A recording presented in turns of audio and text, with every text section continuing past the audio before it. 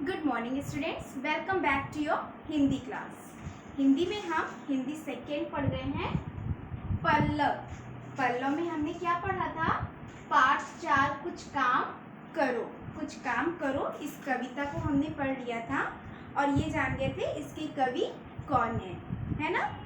और पहले आप ये बताओ कि आपने पाठ 3 अपनी कॉपी में लिख लिया है ना। पाठ 3 मैंने आपको कराया था और बोला था कॉपी में लिखने के लिए। सबने पाठ 3 कॉपी में लिख लिया है ना? हाँ, तो चलिए आज हम पाठ 4 एक बार कविता को जल्दी से पढ़ लेते हैं, उसके बाद हम शब्दार्थ को याद करते हैं। ठीक है? पाठ 4 कुछ काम करो। कुछ काम करो, कुछ काम करो, जग में रहकर कुछ नाम करो। यह जन्म हुआ किस अर्थ अहो, समझो जिससे यह व्यर्थ न हो। कुछ तो उपयुक्त करो तन को, न रहो न निराश करो मन को। प्रभु ने तुझको कर दान किए, सब वांछित वस्तु विधान किए। तुम प्राप्त करो उनको न अहो, फिर है किसका यह दोष कहो। समझो न अलभ्य किसी धन को, न रहो न निराश करो मन को। ये कविता किसने लिखी है? श्री मैथिली शरण गुप्त ने। किसने लिखी है? मैथिली शरण गुप्त ने। और हमें इस कविता से क्या शिक्षा मिली है? नीचे लिखा हुआ है, हमें हर कार्य उत्साहित होकर करना चाहिए। हमें हर कार्य उत्साहित होकर करना चाहिए। चलिए अब हम शब्दों से दोस्ती करते हैं, उसके बाद हम अर्थ समझते हैं। ओके, आपको अपनी कॉपी में लिखना है शब्दों से दोस्ती। कॉपी में लिखते रहिए। जग, जग का मतलब होता है संसार विश्व। जग का अर्थ संसार विश्व। अर्थ, अर्थ का मतलब कारण अभिप्राय। अर्थ, अर्थ का मतलब कारण अभिप्राय। व्यर्थ, व्यर्थ का अर्थ बेकार बिना काम के। बेकार बिना काम के। उपयुक्त, उपयुक्त का अर्थ योग्य लायक। उपयुक्त का अर्थ योग्य लायक। अगला है कर, कर, कर का अर्थ हाथ। कर का अर्थ हाथ। वांछित, वांछित का अर्थ मनचाहा।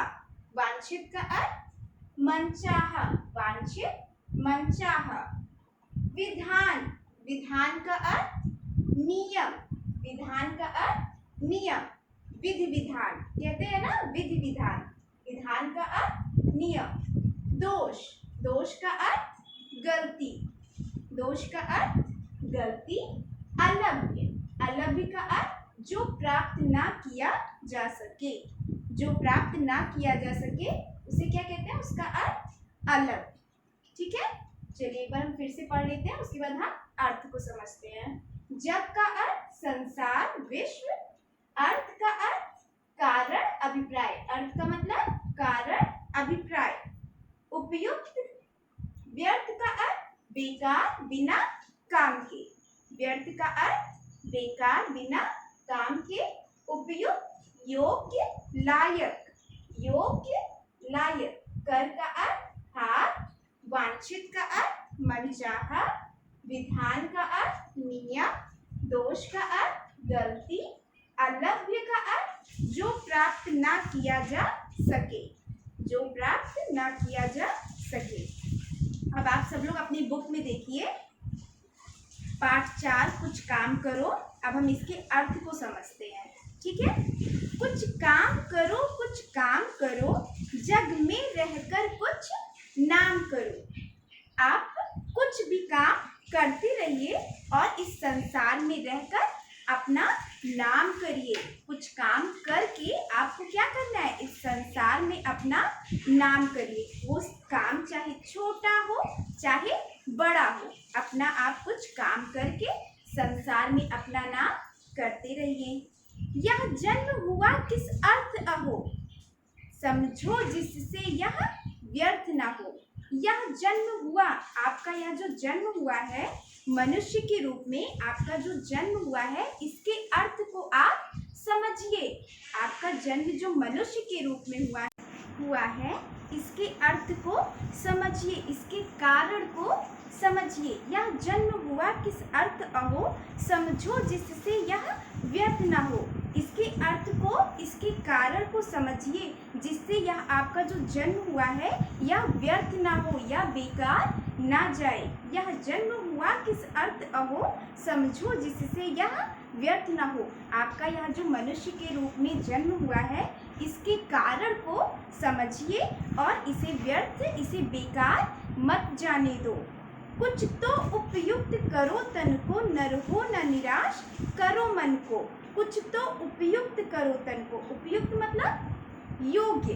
अपने तन को, अपने शरीर को कुछ योग्य बनाओ, अपने शरीर को कुछ योग्य बनाओ। न रहो न निराश करो मन को। अगर आप मनुष्य हैं तो अपने मन को निराश मत करिए, उत्साह के साथ कठिन परिश्रम करिए, अपने काम को करते रहिए। ठीक है, तो अभी हम फिर से समझते हैं इसके अर्थ को। कुछ काम करो, कुछ काम करो, जग में रहकर कुछ नाम करो। आप कुछ काम करते रहिए, चाहे वो छोटा हो चाहे वो बड़ा हो, और इस संसार में, इस विश्व में अपना नाम काम करके करते रहिए। फिर क्या है, यह जन्म हुआ किस अर्थ हो, अर्थ अहो। आपका जो ये मनुष्य के रूप में आपका जो जन्म हुआ है इसके कारण को समझिए और इसे बेकार मत जाने दो। मनुष्य के रूप में आपका जो जन्म हुआ है इसके कारण को समझो और इसे व्यर्थ मत जाने दो। आपका जो जन्म हुआ है वो मनुष्य के रूप, हमारे पास बुद्धि है, हम जो चाहें वो कर सकते हैं। अगर हम पढ़ना चाहें तो पढ़ सकते हैं, गाना चाहें तो गा सकते हैं। मुझे क्लास में फर्स्ट आना है, आप अगर ये सोच सकते हैं तो किससे सोचेंगे, अपनी बुद्धि से सोचेंगे। आप इसे जानेंगे कि हाँ मुझे क्लास में फर्स्ट आना है, या सोच कर आप काम करते रहेंगे। कठिन परिश्रम के साथ आप काम करेंगे, पूरी लगन के साथ आप काम करते रहेंगे, और जब आप पढ़ेंगे तो आप क्लास में फर्स्ट आ जाएंगे। तो इसीलिए मनुष्य का जो आपको ये जन्म हुआ है मनुष्य के रूप में, इसके अर्थ को आपको समझना है, इसे बेकार नहीं जाने देना है। ठीक है, कुछ तो उपयुक्त करो तन को।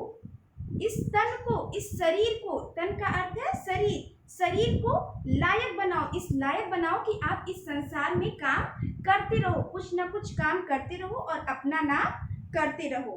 न रहो न निराश करो मन को। अगर आप मनुष्य हैं तो आप अपने मन को निराश मत करिए।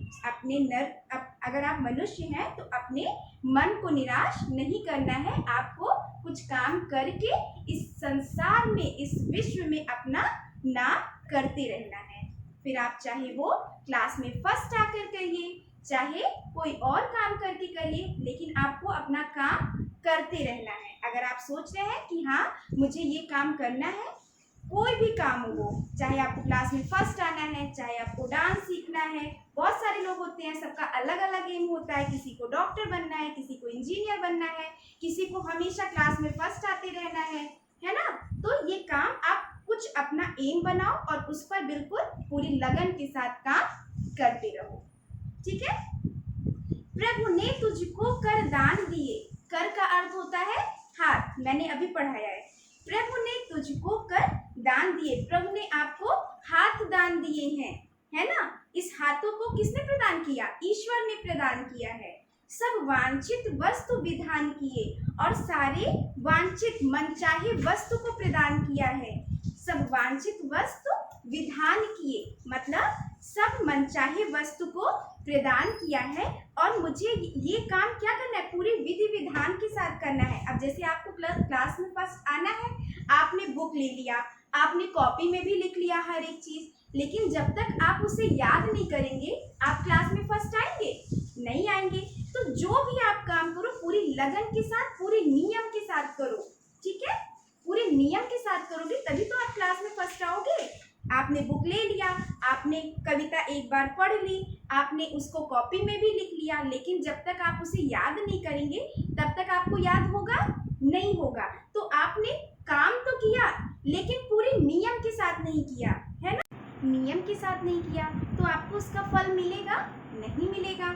और जब फल नहीं मिलेगा आपको अपने कर्म का तो आपका नाम भी नहीं होगा। इसलिए आप जो भी काम करो, आपको ईश्वर ने हाथ प्रदान किए हैं और सारी मनचाहे वस्तु को प्रदान किया है, तो आप जो भी काम करो पूरे नियम के साथ करो जिससे आपको उसका फल मिले।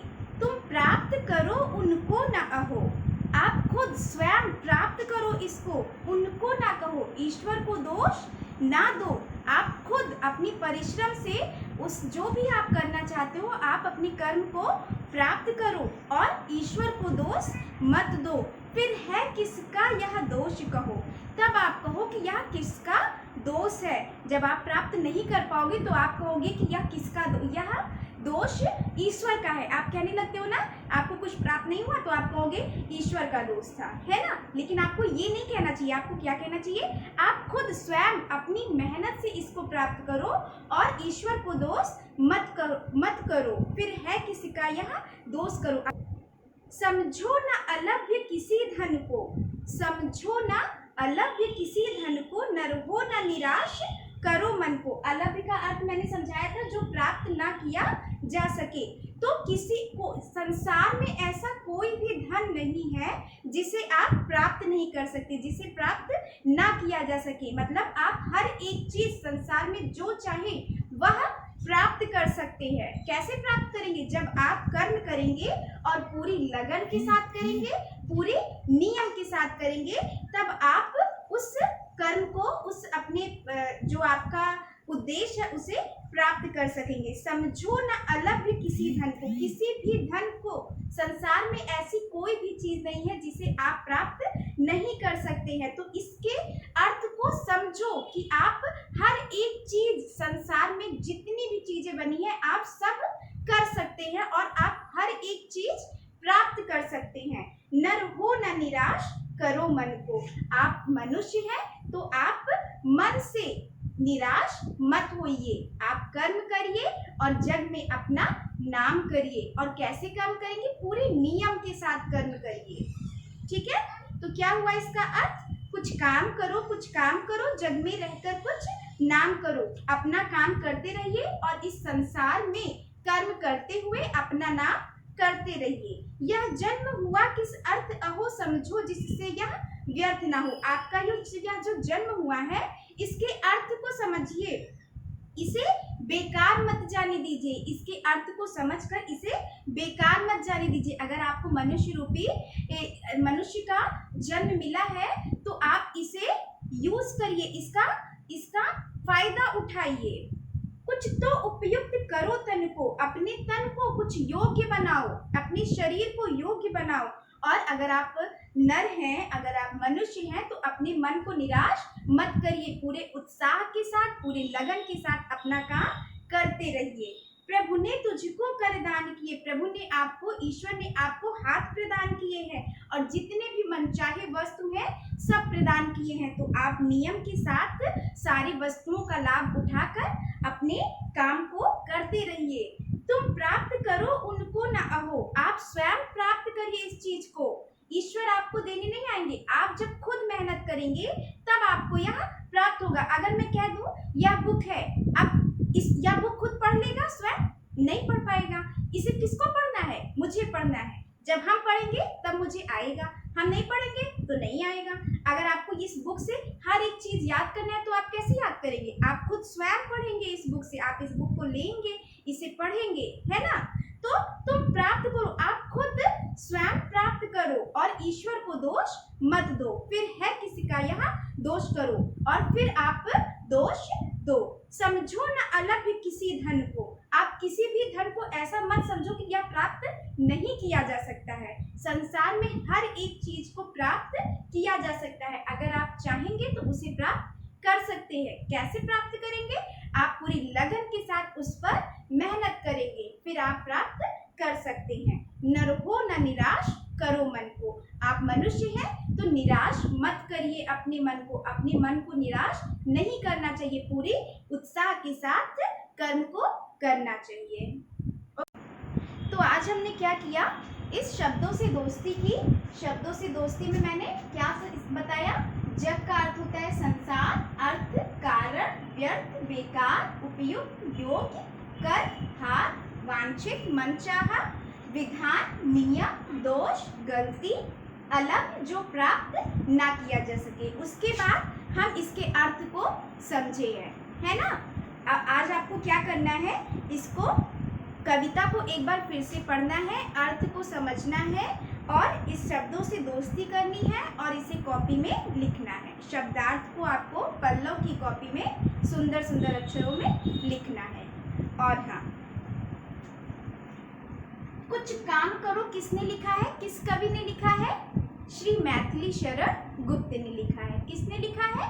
श्री मैथिली शरण गुप्त। और इस कविता का क्या उद्देश्य है कि हमें सारे काम उत्साह के साथ करना चाहिए। हमें हर कार्य उत्साहित होकर करना चाहिए। ठीक है, तो आज आप इसको पढ़िए, अर्थ को समझिए और शब्दार्थ जो है वो कॉपी में लिखिए। फिर आगे हम अभ्यास नेक्स्ट क्लास में करेंगे। Okay, thank you.